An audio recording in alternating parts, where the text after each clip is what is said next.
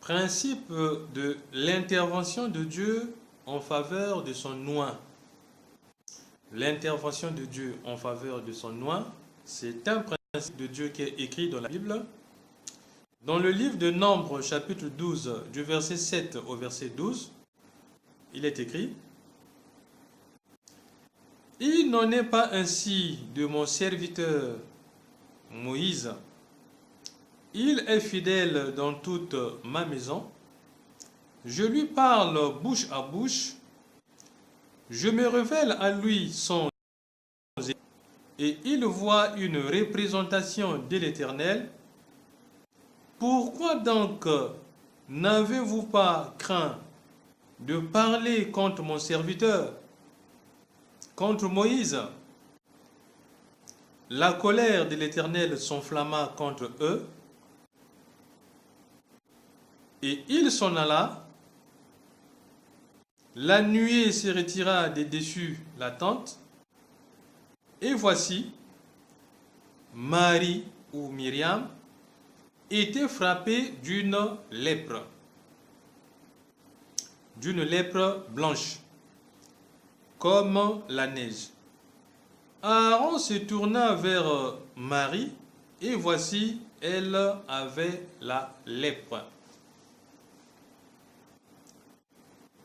Le principe de l'intervention de Dieu en faveur de son oint est montré par ce passage du livre de Nombres, chapitre 12, du verset 7 au verset 10, où Marie et Aaron, sœurs et frères de Moïse, parlaient contre Moïse parce que Moïse avait épousé une femme noire, noire de peau, la couleur noire. Et son frère et sa sœur parlaient maintenant contre lui à cause de sa femme. Et cela avait déplu à Dieu, et Dieu était descendu afin de leur faire comprendre cela, de leur faire remarquer qu'ils avaient péché contre Moïse et contre Dieu. Alors, c'est Dieu donc qui était intervenu en faveur de Moïse afin de défendre la cause de Moïse et de punir ceux qui parlaient contre Moïse. Parce que Moïse était un oint de Dieu. Dieu parle au peuple et aux nations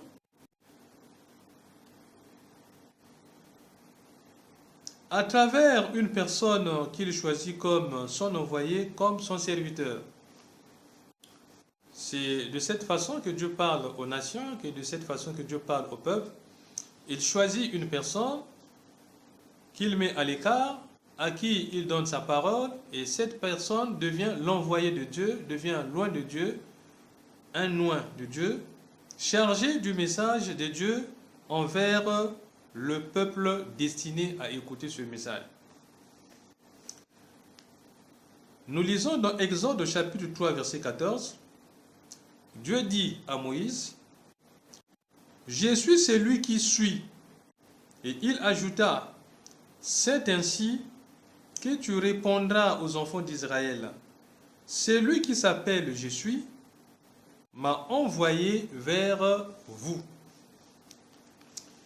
Et dans le cas de Jérémie chapitre 29 verset 19, il est écrit: « Parce qu'ils n'ont pas écouté mes paroles, dit l'Éternel, eux à qui j'ai envoyé mes serviteurs, les prophètes, à qui je les ai envoyés dès le matin, et ils n'ont pas écouté, dit l'Éternel. »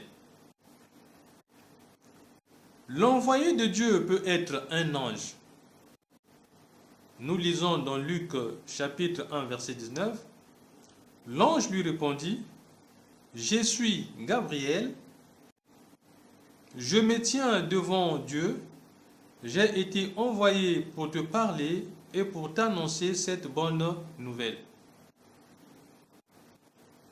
Ici, l'envoyé de Dieu est donc un ange. Loin de Dieu ici, chargé du message de Dieu ici, est donc un ange. L'envoyé de Dieu peut également aussi être un homme. Dans ce cas, c'est un prophète, ou bien une femme alors c'est une prophétesse. Dans le cas où l'envoyé de Dieu est un homme, c'est-à-dire un prophète, la Bible dit dans Jean chapitre 1, du verset 6 au verset 7, « Il y eut un homme envoyé de Dieu, son nom était Jean. Il vint pour servir de témoin, pour rendre témoignage à la lumière, afin que tous crussent par lui. » Donc, Jean ici, pas l'apôtre Jean, mais Jean-Baptiste ici, l'envoyé de Dieu, vient pour rendre témoignage à la lumière. Donc, il a été envoyé par Dieu. C'est un envoyé de Dieu. C'est un homme que Dieu a envoyé. Mais l'envoyé de Dieu peut aussi être une femme. Alors, c'est donc une prophétesse. Nous lisons dans Exode chapitre 15, du verset 20 au verset 21. Marie, la prophétesse, sœur d'Aaron, prit à sa main un tambourin, et toutes les femmes vinrent après elle avec des tambourins et en dansant. Marie répondit aux enfants d'Israël, « Chantez à l'Éternel, car il a fait éclater sa gloire, il a précipité dans la mer le cheval et son cavalier. » C'est Marie, la prophétesse, qui parle au peuple de Dieu qui est Israël ici. Dans le livre de Juges, chapitre 4, du verset 4 au verset 5, il est écrit, « Dans ce temps-là, Déborah, la prophétesse, femme des Lapidotes, était juge en Israël. Elle siégeait sous le palmier de Déborah, entre Rama et Bethel, dans la montagne d'Éphraïm, et les enfants d'Israël montaient vers elle pour être jugés. » Ici, l'envoyé de Dieu est donc une femme, une prophétesse, chargée de juger les affaires du peuple de Dieu au nom de Dieu. Dans le livre de Rois, deuxième livre de Rois, chapitre 22, du verset 14 au verset 16, nous lisons, « Le sacrificateur Ilkija, Achikam, Akbor, Shaphan et Asaja allèrent auprès de la prophétesse Hulda, femme de Shalom, fils de Tikva, fils de Haras, gardien des vêtements. Elle habitait à Jérusalem. Dans l'autre quartier de la ville, après qu'ils lui eurent parlé, elle leur dit, « Ainsi parle l'Éternel, le Dieu d'Israël. Dites à l'homme qui vous a envoyé vers moi, ainsi parle l'Éternel, voici, je veux faire venir des malheurs sur ces lieux et sur ses habitants, selon toutes les paroles du livre qu'a lu le roi de Juda. » Donc ici, l'envoyé de Dieu est une femme, elle s'appelle Hulda, la prophétesse. Deuxième livre de Rois, chapitre 22, du verset 14 au verset 16. Au dernier moment, Dieu a envoyé son Fils unique. Dieu a envoyé les anges, il a envoyé les hommes et les femmes, et Dieu a aussi envoyé son Fils unique, son oint.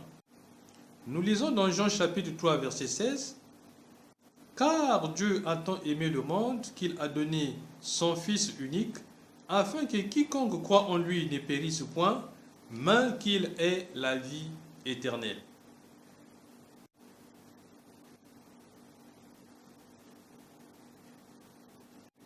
Alors,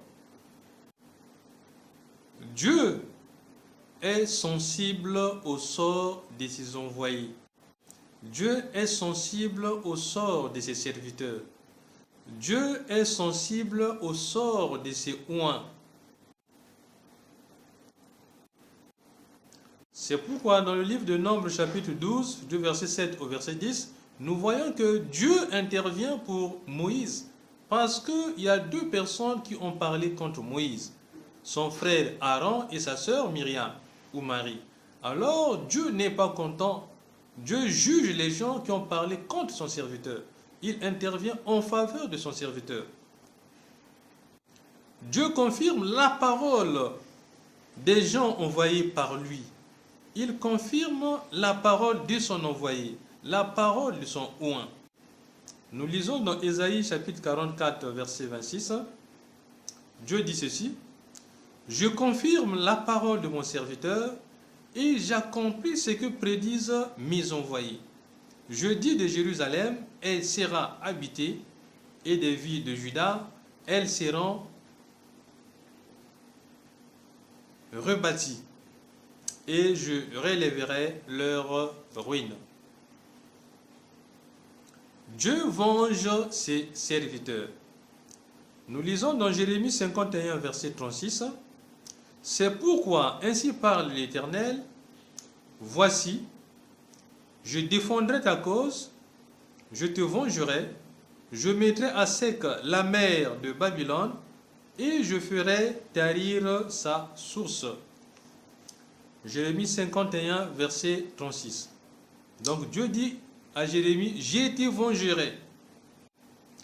Et dans Deutéronome chapitre 32, verset 35, il est écrit: à moi la vengeance et la rétribution. Quand leur pied chancellera, car le jour de leur malheur est proche, et ce qui les attend ne tardera pas. Car le jour de leur malheur est proche, et ce qui les attend ne tardera pas, dit l'Éternel Dieu Tout-Puissant. À moi la vengeance, à moi la rétribution. Le principe donc de l'intervention de Dieu en faveur de son oint, c'est un principe qui annonce que Dieu se soucie de ses envoyés. Dieu prend en charge ses envoyés. Dieu est sensible au sort de ses serviteurs. Dieu intervient en faveur de ses envoyés. Il intervient en faveur de son envoyé, en faveur de son oint. Alors, tous ceux qui se prennent aux serviteurs de Dieu ou aux oints de Dieu ou aux envoyés de Dieu auront donc affaire à leur maître qui les a envoyés, c'est-à-dire le Dieu Tout-Puissant, le Créateur. Que Dieu Tout-Puissant, qui se soucie du sort de ses envoyés et qui prend en main la vengeance pour venger ses élus, pour venger ses envoyés, qu'il soit donc béni. Amen.